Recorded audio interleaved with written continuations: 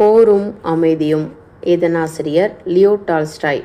பாகம் 5, பகுதி 9. தற்சமயம் இராணுவ தலைமையக காரியாலயத்தில் ராஜதந்திர சேவையில் இருக்கிறவர் என்ற முறையில் பிளைப்பின் இருந்து வந்தார். அவர் பிரெஞ்சு மொழியில் எழுதினாலும், பிரெஞ்சு மொழி பிரயோகங்களை உபயோகித்தாலும், பிரெஞ்சு தமாஷ்களை சொன்னாலும் கொஞ்சம் பயமில்லாமல் உண்மையான ருஷ்ய உணர்ச்சியோடு அந்த யுத்தத்தை பற்றி எழுதியிருந்தார். ராஜதந்திர சேவையில் இருப்பவர்களுக்கு ஏற்பட்டுள்ள விதிகள் தம்மை துன்புறுத்தி வருவதாக பிளைப்பின் கூறியிருந்தார்.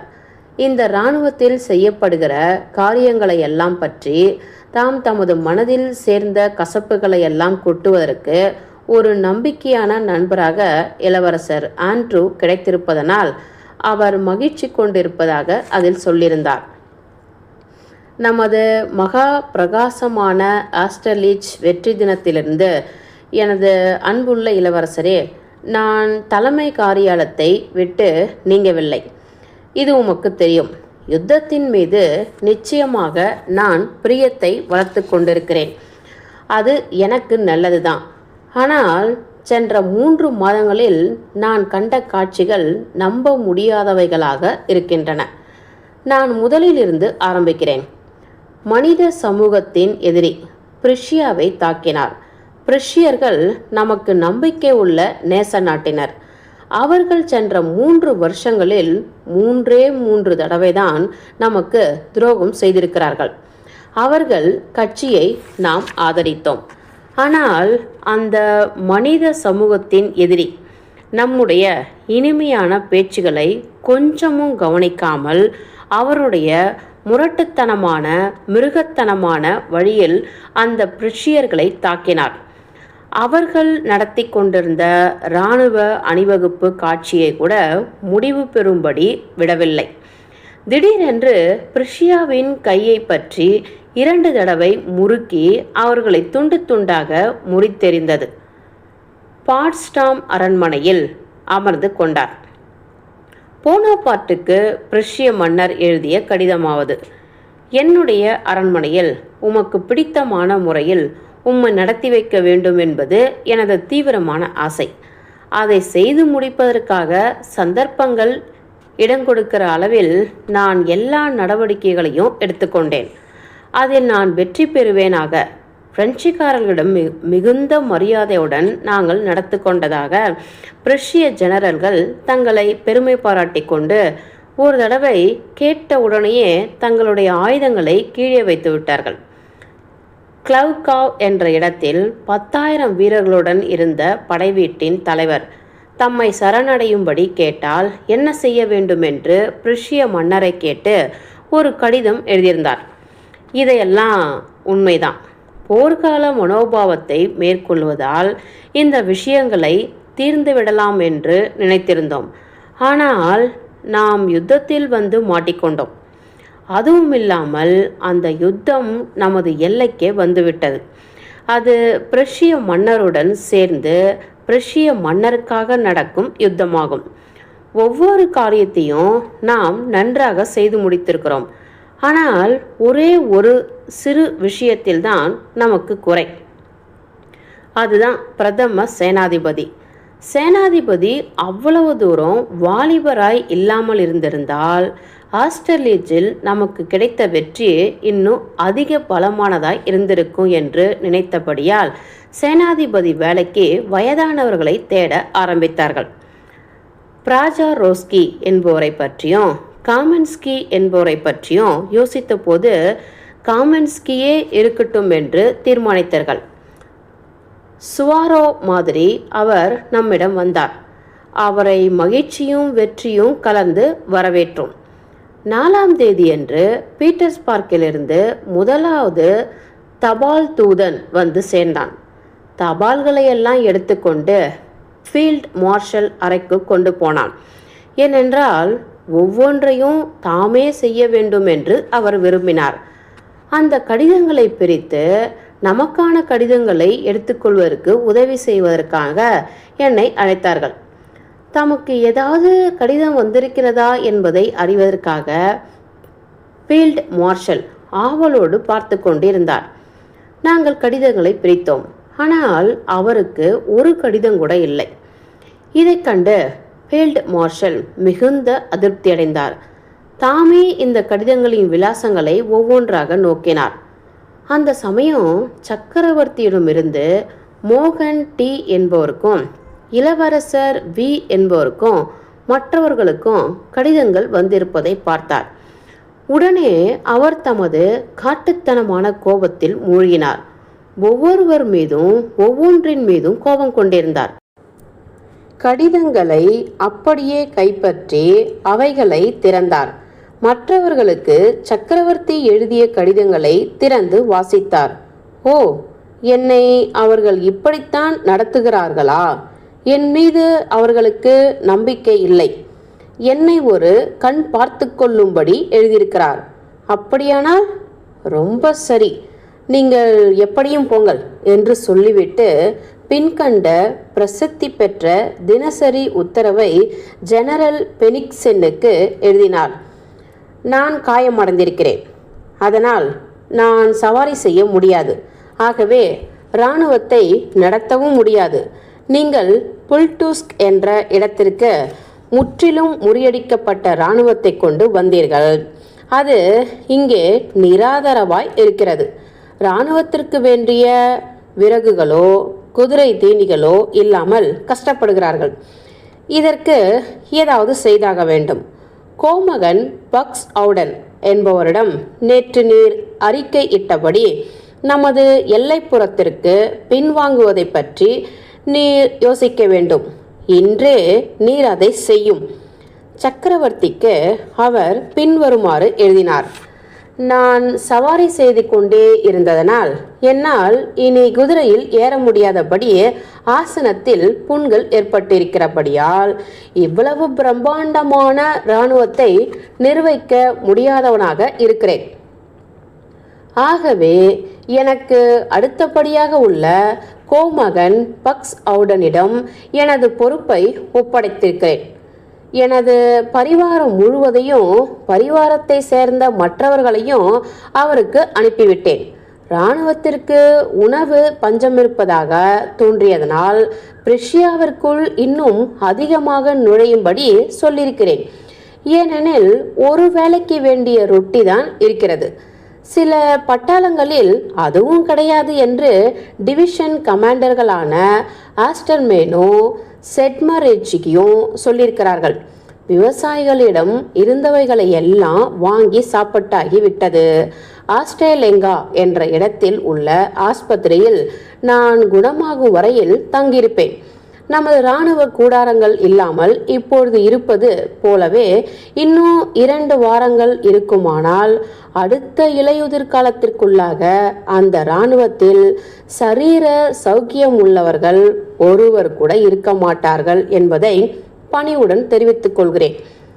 எனக்கு கொடுக்கப்பட்ட பெரிய மகத்தான வேலையை என்னால் செய்ய முடியாமல் என் கௌரவம் குறைந்து போயிருக்கிறபடியால் இந்த வயதான மனிதன் தனது கிராமத்திற்கு ஓய்வு பெற்று கொள்ளும்படி அனுமதி கொடுங்கள்.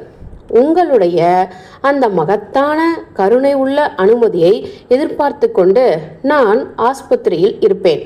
இராணுவத்தில் கமாண்டராய் இருக்கும் வேலையை தவிர வேறு எவ்விதமான காரியதரிசியாகவும் இருப்பதற்கு எனக்கு பிரியமில்லை.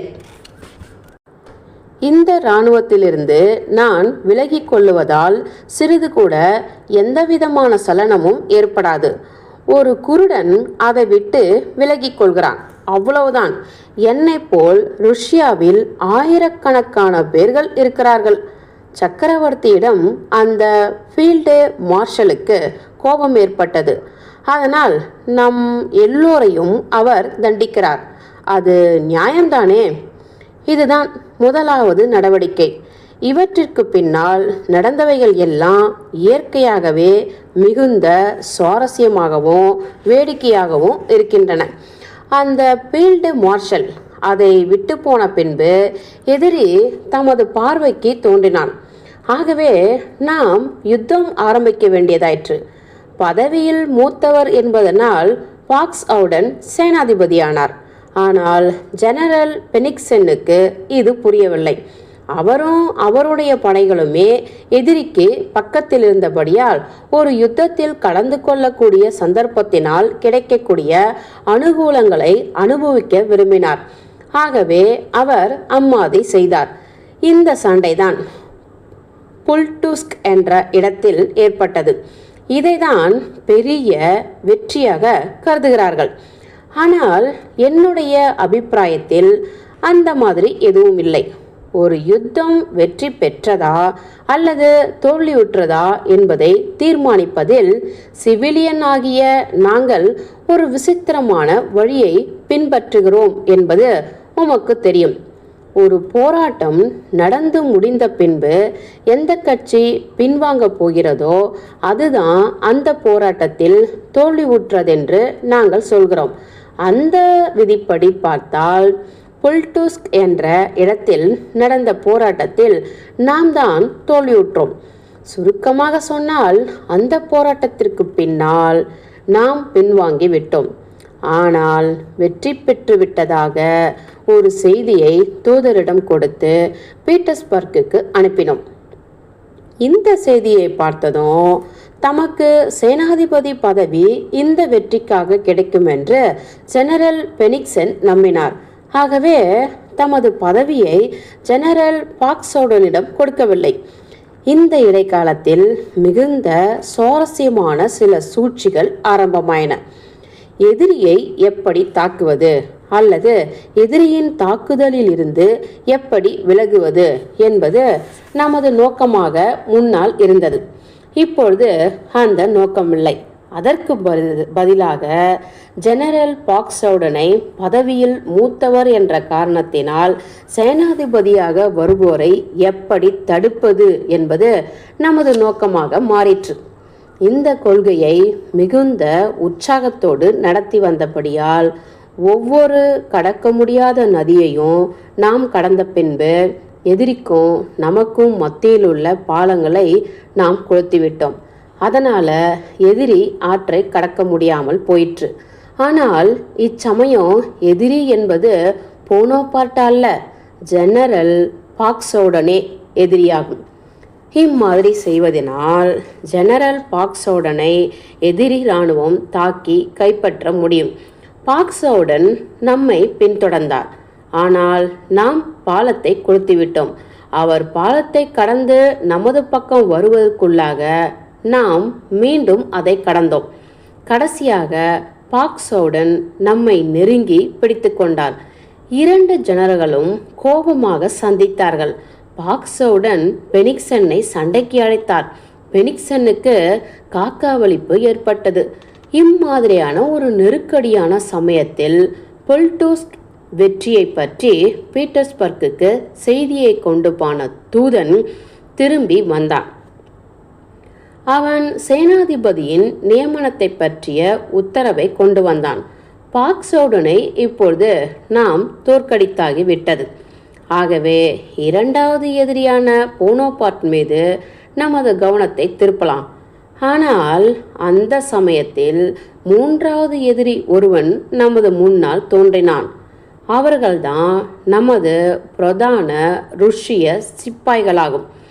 அவர்கள் ரொட்டி, மாமிசம், பிஸ்கோத்து, வைக்கோல் ஆகியவைகள் வேண்டுமென்று பலமாக கூச்சல் போட ஆரம்பித்தார்கள். பண்டகசாலைகள் காலியாக கிடந்தன. ரஸ்தாக்களோ கடக்க முடியாதையாக இருந்தன. ஆகவே இந்த பிரதான படைகள் கொள்ளையடிக்க ஆரம்பித்தார்கள். அதை பற்றி உம்மால் யூகிக்கவே முடியாது. பட்டாளத்தில் பாதி பேருக்கு மேலாக கூட்டம் கூட்டமாக சேர்ந்து கிராமங்களுக்கு சென்று தங்களுக்கு எதிர்ப்படும் ஒவ்வொன்றையும் நெருப்பினாலும் வாளினாலும் தும்சம் செய்தார்கள். குடிஜனங்கள் முற்றிலும் நாசமானார்கள். ஆஸ்பத்திரிகள் முழுவதிலும் அசௌகரியமானவர்கள் நிறைந்திருந்தார்கள். எங்கு பார்த்தாலும் பஞ்சமாக இருந்தது. 2 தடவை கொள்ளைக்காரர்கள் இராணுவத்தின் தலைமை காரியாலயத்தை கூட தாக்க ஆரம்பித்தார்கள்.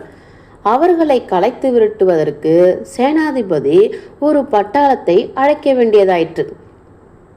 இம்மாதிரி ஒரு தாக்குதலின் போது என்னுடைய வெறும் பெட்டியையும் கவுனையும் அவர்கள் அடித்து கொண்டு போய்விட்டார்கள். இந்த கொள்ளைக்காரர்களை கண்ணால் பார்த்தவுடன் சுட்டு தள்ளும்படி டிவிஷன் கமாண்டர்களுக்கு உரிமை கொடுப்பதற்காக சக்கரவர்த்தி யோசித்து வருகிறார். இந்த ஏற்பாட்டினால் பட்டாளத்தில் பாதி பேர் மீதமுள்ள பாதி பேர்களை சுட்டு தள்ளதான் வேண்டியதாய் நேரலாம். எனக்கும் பயமாக இருக்கிறது. முதலில் இளவரசர் ஆண்ட்ரோ தமது கண்களால் மட்டும் படித்து கொண்டிருந்தார்.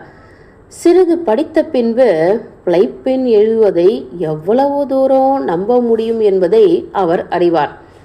தம்மையும் மீறி அந்த கடிதத்தை வாசிப்பதில் அவருக்கு வர வர சிரத்தை அதிகமாயிற்று. இவ்வளவு தூரம் அவர் படித்த பின்பு அதை கசக்கி தூர எறிந்தார். அவர் என்ன படித்தாரோ அதனால் அவர் எரிச்சல் கொள்ளவில்லை. அந்த இராணுவத்தில் அவருக்கு தற்சமயம் சம்பந்தம் எதுவும் இல்லாமல் இருந்தாலும் அங்கு தற்சமயம் இருக்கிற நிலைமையை கேட்டு அவருக்கு சஞ்சலம் ஏற்பட்டதை கண்டே அவர் எரிச்சல் கொண்டார். தமது கண்களை மூடினார். தாம் இதுவரை படித்ததில் எவ்வித சிரத்தையும் கொள்ளாமல் அவற்றிடமிருந்து தம்மை விடுவித்து கொள்ள நினைப்பது போல தமது நெற்றியை தேய்த்து கொண்டிருந்தார். அந்த சமயத்தில் குழந்தை இல்லத்தில் நடப்பதையும் கவனித்துக் கொண்டிருந்தார். திடீரென்று ஒரு அதிசயமான குரல் அந்த வாசல் வழியாக அவருக்கு கேட்டதாக நினைத்தார். அவருக்கு பீதி ஏற்பட்டது. இந்த கடிதத்தை படித்து கொண்டிருக்கும் போது குழந்தைக்கு ஏதாவது ஏற்பட்டு விட்டதோ என்று பயந்தார். அதனால் முன் பாதங்களால் நடந்து குழந்தை இல்லத்திற்கு போய் கதவை திறந்தார். அவர் உள்ளே நுழைந்தபோது அந்த தாதி அவரிடமிருந்து எதையோ மறைத்தாள். அவளுடைய பார்வை பீதி உள்ளதாய் இருந்தது. அந்த கட்டிலுக்கு பக்கத்தில் இளவரசி மேரியை காணவில்லை. எனது அன்பே என்று அவளுடைய அதைரியமான குரல் அவருக்கு பின்னால் மெதுவாய் பேசுவதைப் போல கேட்டது. வெகு நேரம் தூங்கி எழுந்ததற்கு பின்னாலும் மிகுந்த கவலைக்கு பின்னாலும் ஒரு காரணமில்லா பீதி தோன்றுவது வழக்கம். அதை போல அவருக்கு ஏற்பட்டு குழந்தை இறந்து போய்விட்டது என்று நினைக்கும்படி தோன்றியது. அவர் அங்கே பார்த்தவையும் கேட்டவையும் இந்த பயங்கரத்தை உறுதி செய்பவர்களாக தோன்றின. எல்லாம் முடிந்து விட்டது என்று அவர் நினைத்தார். அவருடைய நெற்றியில் திடீரென்று குளிர்ச்சியான வியர்வை கண்டது. அவர் மனக்குழப்பத்தோடு கட்டிலுக்கு போனார். அந்த கட்டில் காலியாக இருக்கும் என்று அவர் நினைத்தார். அந்த தாதி செத்த குழந்தையை மறைப்பதாக அவர் நினைத்தார். அவர் அந்த கட்டிலில் படுதாவை அகற்றி அவருடைய பீதியுற்ற அமைதியற்ற கண்களால் நோக்கிய போது அங்கே குழந்தையை காணவில்லை. கடைசியாக அவர் அவனை பார்த்தார். அந்த சிவந்த பையன் படுக்கையில் உருண்டு குறுக்காக படுத்திருந்தான். தலையணையை விட்டு அவன் தலை தனிவாக இருந்தது. அவன் உதடுகளை தூக்கத்தில் நக்கிக்கொண்டு நிதானமாக மூச்சு விட்டு கொண்டிருந்தான். அவனை முன்பே இழந்து விட்டதைப் போல அவனை அம்மாதிரி நிலைமையில் பார்த்தவுடன் இளவரசர் ஆண்ட்ரோ அவ்வளவு சந்தோஷமடைந்தார். அவன் மீது குனிந்து தம்முடைய சகோதரி சொல்லிக் கொடுத்தபடி குழந்தையை தமது உதடுகளால் தொட்டு இன்னும் ஜுரம் இருக்கிறதா என்று பார்த்தார். மிருதுவான அவன் நெற்றி ஈரமாய் இருந்தது. அவன் தலையை தமது கைகளால் தொட்டார். அவன் தலைமுடி கூட நனைந்திருந்தது. அந்த குழந்தை அவ்வளவு அதிகமாக வியர்வையை விட்டிருந்தான். அவன் சாகவில்லை. அச்சமயம் ஏற்பட்ட கண்டத்திலிருந்து அவன் தப்பிவிட்டான். இப்பொழுது குணமடைந்து வருகிறான். அந்த சிறிய ஜந்துவை அப்படியே எடுத்து தம்முடைய இதயத்தில் அணைத்து அழுத்த வேண்டும் என்று அவர் வெகுநேரமாக விரும்பியிருந்தார். ஆனால் அவர் அப்படி செய்ய துணியவில்லை. அவன் பக்கத்தில் நின்று அவன் தலையை பார்த்தார். அதன் சிறிய கைகளும் கால்களும் கம்பளத்திற்கு கீழாக தெரிந்ததை பார்த்தார். தமக்கு பின்னால் ஒரு சலசலப்பு சப்தமும் கட்டிலில் படுதாவின் கீழ் ஒரு நிழலும் அவருக்கு தோன்றியது. அவர் திரும்பி பார்க்கவில்லை. இன்னமும் குழந்தையின் முகத்தையே பார்த்து கொண்டு அது நிதானமாய் மூச்சு விடுவதை கேட்டுக்கொண்டிருந்தார். இளவரசி மேரியின் நிழல்தான் அந்த நிழல்.